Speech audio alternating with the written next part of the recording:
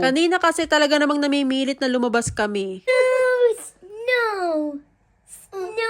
Kaso ilang oras na yung nakakaraan, hindi pa rin talaga kumakapal yung snow. Parang nawala pa nga yung mga kumapit na snow dun sa may grass. Kahit sa mga roof ng mga bahay, talagang wala pa din. Ang lamig na nga ng kamay ko, kaya dito nagpainit na muna ako. Nung medyo naiinip na si Charlie and Chino, yung kamay naman nila yung nilalabas nila dito sa window. Halatang halata na talaga na gusto nilang maglaro sa labas. Ang lamig-lamig ba naman, pero talagang tinitiis nila. Tuwang-tuwa talaga sila dito sa snow. Super cute nga din itong mga snowflakes. And yes, ganyan talaga yung shape nila. After nga nilang tumambay dyan, maya-maya nainip na tong dalawang to. Ganun pa din kasi talaga yung eksena sa labas. Paano nga naman sila makakapaglarong dalawa dyan? Nung medyo pahapon na, napapansin namin medyo dumadami na yung bagsak ng snow. At talaga namang mas lumalamig pa. Ayan, nanggigigil na si Charlie. Nakakatuwa nga naman panoorin tong snow. Salamat na lang talaga at natsyempuhan na may snow tong punta namin dito.